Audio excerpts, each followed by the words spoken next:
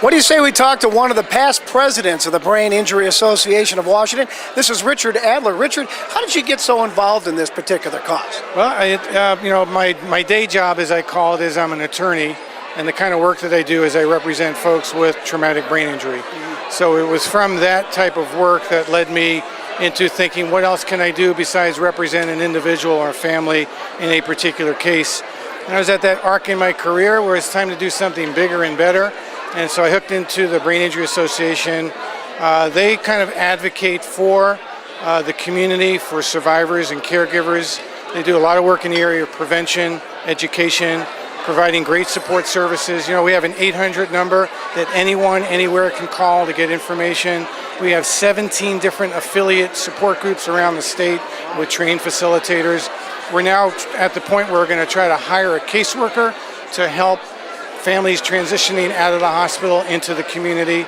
We're also going to establish a clubhouse, a place for kids to go to hang out together, for families to hang out together and learn from each other and kind of build a community up. So, when you see all these people gathering in one place for this particular cause, how does it make you feel? It gives me goosebumps because the brain injury community, by definition, is a community that is very hard to organize itself, because one of the consequences of a brain injury is your organizational skills.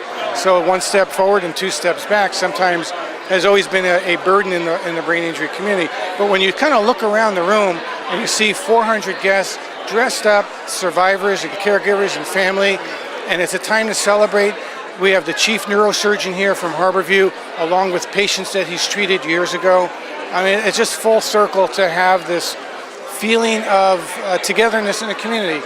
We're all just 1 degree away from a major consequential event in our life, and it's just wonderful to have everybody here celebrating as opposed to dealing with sad stuff. Sure. Yeah. Well, there's like a shopping spree going on out here right now. Wonderful. Do you have an eye on any particular item or two yourself? I got an eye on a lot of items. I've got my wife here, my 2 daughters. They're working the room. They see stuff we need, restaurants, getaways, all those kind of things. I don't want you to miss anything, so you get back out there and keep shopping. All right, thank you very much. Thanks, Richard. Okay.